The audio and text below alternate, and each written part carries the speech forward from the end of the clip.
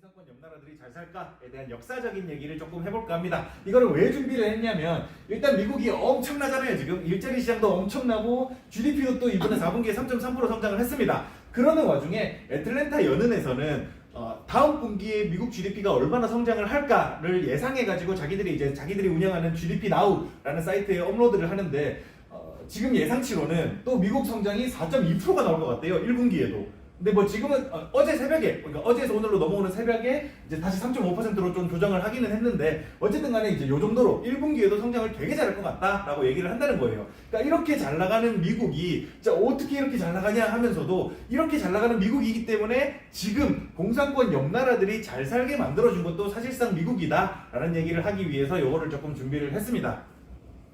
G7이라고 많이 들어보셨죠? 그래서 좀 선진국들의 모임으로서 이제 G7이라는 얘기들을 많이 하는데 여기 이제 1960년대 70년대부터 해가지고 좀 잘 사는 나라들 모아가지고 우리끼리 회의하고 앞으로 경제 어떻게 할까 이런 얘기들도 많이 하고 하다 보니까 이제 G7이라는 조직이 생기게 됐는데 보면 이제 미국, 캐나다, 영국, 독일, 프랑스, 이탈리아, 일본 이렇게 해서 보면 전부 다 여기가 이제 구공산권 나라들이었잖아요.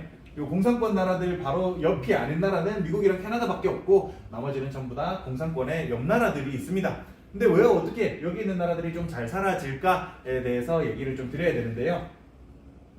1970년대 당시에 이게 이제 공산권의 세력이 조금 커졌을 때였거든요. 지금 G7이 여기랑 여기잖아요. 그런 이게 미국, 캐나다랑 그래서 이런 거를 보면 확실히 공산권의 옆이 좀 잘 사라진 거 맞는 거 같네. 근데 아프리카는 조금 별개로 봐야 됩니다. 아프리카 대륙은 조금 이제 특수한 케이스이긴 하니까 별개로 보고 이 한참 이제 그 냉전이 진행될 동안의 중심은 여기였으니까 여기를 중심으로 얘기를 하면 그 G7이 다 공산권 옆에 있는 나라들이고 유럽만 또 봤을 때는 이때 이제 공산권과 자본주의의 대립이 이제 자유시장이죠. 자유권과 공산권의 대립이 한참 커졌을 때가 이제 여기를 기점으로 좀 나눠지고 있는데 여기 이제 독일은 그때 당시에 2차 대전에서 패전하고서 동독과 서독으로 나뉘어가지고 서쪽은 자본주의 진영, 동쪽은 이제 공산 진영으로 해서 이제 한참 다툼이 있었고 나머지 국가들 G7이 이제 독일이랑 프랑스랑 이탈리아잖아요. 요 세 개 나라들이 잘 살아졌는데 그래서 요때 갈등으로 돌아가야 됩니다. 그리고 여기부터 돌아가기 앞서가지고 더 앞선 거는 이 2차 대전 당시까지도 돌아가야 됩니다. 2차 대전 당시에 이 주축국과 연합국이 싸움을 했었죠. 여기 그때 당시에 공산권은 연합국으로서 참전을 했습니다. 그래서 이게 이제 그때 당시의 지도인데 검은색으로 표시된 게 주축국, 그러니까 독일과 이탈리아를 중심으로 해서 먼저 이제 침략 전쟁을 펼쳤던 애들이고 이제 일본까지 해서 태평양 전쟁 일으킨 것까지 해서요. 그리고 이제 파란색으로 표시된 게 연합국이고 빨간색으로 표시된 게 소련이었습니다. 공산권인 거죠. 근데 이제 보시면 이제 그 2차 대전이 유럽 애들끼리 싸운 거 아니야? 라고 생각을 많이 하실 수 있는데 이게 전 세계 대전이라고 불릴 수밖에 없는 이유가 여기 아프리카가 그때 당시에는 각각의 나라가 아니라 사실상의 유럽의 식민지였다는 거예요. 그래서 여기가 이제 각각의 나라로서 참전을 한 게 아니라 독일과 이탈리아의 식민지로서 참전을 하게 된 거였습니다. 마찬가지로 여기도 연합국들도 마찬가지인 거죠. 여기도 이제 영국이나 이런 나라들의 식민지로서 참전을 했던 거고 그때 당시에 당연히 한국도 일본의 식민지로서 일본국으로 일본 제국으로 좀 분류가 돼 있었거든요. 근데 다행히 우리나라가 이제 레지스탕스나 이런 걸 좀 독립 활동을 잘 인정을 받아가지고 우리나라의 독립이 좀 승인이 되기는 했지만 어쨌든 간에 일본국에 속해 있었다라고 좀 얘기를 드릴 수가 있는데 요때 이제 전쟁을 끝낼 때쯤이 1944년에 전쟁이 이제 거의 마무리가 됐고 1945년에 이제 태평양 전쟁도 마무리가 됐었어요. 근데 이제 요 전쟁이 다 끝나고 나니까 유럽 대륙은 다 초토화가 됐었습니다. 초토화가 될 수밖에 없었죠. 여기서 전쟁이 여기 동부전선, 서부전선에서 싸움이 엄청나게 일어나고 땅 건물들이 다 망가지고 총질하고 뭐하고 했으니까 엄청 초토화가 되다 보니까 전쟁이 다 끝났는데 우리 이제 앞으로 어떡하지? 이런 거에 대한 회의를 해야 되잖아요. 이 세계 경제를 재건을 해야 되는데 어떻게 할까에 대한 얘기를 해야 되는 상황이 왔고 그 회의를 하는 게 여기 뉴햄프셔주의 브레튼 우즈 지역에서 회의를 했습니다. 그래서 이제 브레튼 우즈 회의 이런 거를 진행을 했는데 그때 이제 가장 이제 전쟁이 끝날 때쯤에 가장 힘이 있었던 애들이 그나마 미국이랑 소련이랑 영국이었어요. 영국은 그래도 섬이다 보니까 본토의 전쟁에서 조금은 좀 피해를 덜 받았던 거죠. 그래서 요 세 개 나라가 이제 좀 입김이 좀 클 수밖에 없었는데 그 중에서도 영국은 국력이 또 많이 쇠퇴할 수밖에 없었고 그래서 이제 국력이 가장 셌던 거 두 나라가 미국이랑 소련이었거든요. 근데 이제 여기서 이제 중요한 포인트는 뭐냐면 그때 당시에 돈이라고 할 만한 거는 금이었습니다. 그러니까 자본주의 체제로서 이제 돈이라고 할 만한 건 금이었고, 미국은 본토를 타격받은 적이 한 번도 없어요. 그나마 이제 일본이 태평양 전쟁을 일으킬 때 여기 하와이의 진주만 공습을 했던 거 말고는 본토를 타격받은 적이 한 번도 없다 보니까 이 전쟁으로 인해서 피폐해지지 않았습니다. 그러는 와중에 생산 공장들이 있으니까 거기서 이제 무기 만들고 탱크 만들고 비행기 만들고 해가지고 여기에 수출들을 되게 많이 했던 거예요.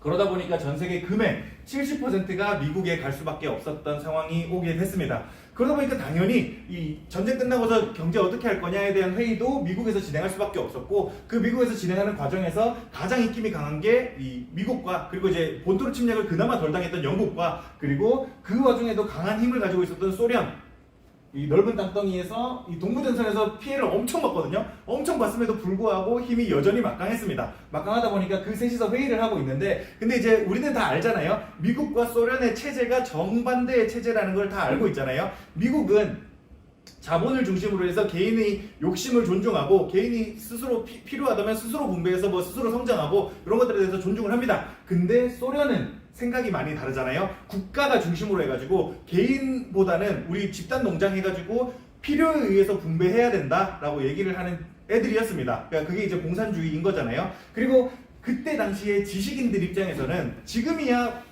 그 평등한 분배가 가능하냐? 이런 얘기가 나오지만, 그때 당시에는 그거를 해보지도 않았고, 그래서 자본주의 다음은 다 모두가 이제 평등한 사회라는 거를 생각을 하고 있다 보니까 공산주의가 되게 전 세계적으로 퍼지고 있을 당시였어요. 그러다 보니까 세계대전이 끝나고 나서 미국과 소련의 생각이 맞지 않을 수밖에 없었고, 이 둘 사이의 갈등은 계속해서 커질 수밖에 없었습니다.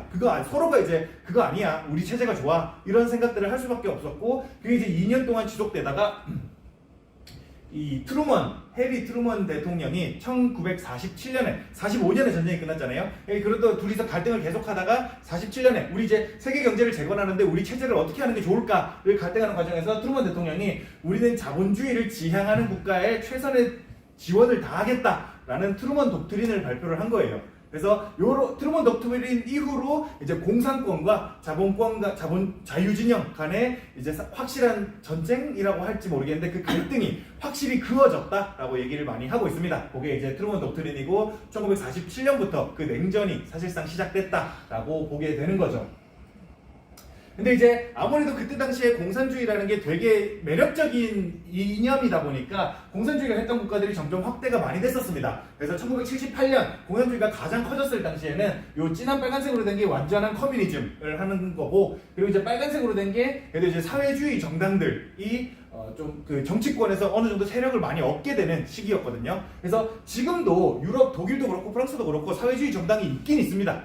있긴 있는데 그게 이제 큰 힘을 얻지 못할 뿐인 거죠. 근데 지금은 사실상 이제 여기 사회주의였던 것들이 지금 많이 줄었잖아요. 사실상 지금 공산주의를 하고 있는 나라는 중국이랑 베트남 밖에 거의 없죠. 그거 말고는 거의 없는데, 어쨌든 이제 이런 식으로 나중에는 축소가 됐지만 한참 공산주의가 확대되고 있을 때는 여러 개까지 많이 확대가 됐었습니다. 당연히 미국 입장에서는 이 체제에 대한 위협을 느낄 수밖에 없었던 거죠.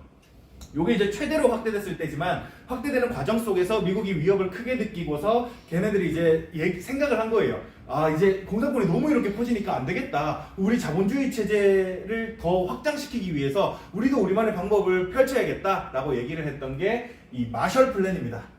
그래서 이제 제가 결국 얘기하고 싶은 거는 요 마셜 플랜 얘기예요. 마셜 플랜 얘기인 건데, 이 For European Recovery Supplied by the United States of America라고 얘기를 하잖아요. 그러니까 미국의 지원 아래 이 유럽의 재건을 돕겠다라고 얘기를 한 거예요. 그래서 이 풍차를 만들어가지고 이 나라들이 앞으로 나아갈 수 있도록 미국이 뒤에서 백그라운드에서 도와주겠다라고 얘기하는 상징인 거죠. 그래서 whatever the weather, we must move together. 우리는 무조건 함께 갑니다. 이런 얘기까지 해가면서 엄청난 돈을 퍼부었습니다. 그래서 미국에서 그때 당시에 유럽 국가들의 지원한 예산이 140억 달러에 달했어요.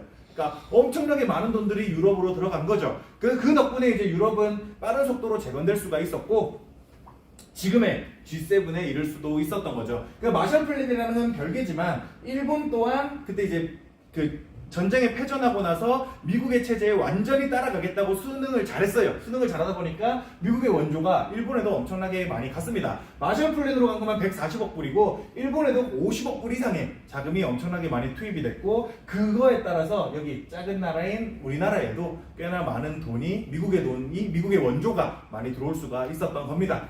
근데 이제 여기서 중요한 게 하나 있어요.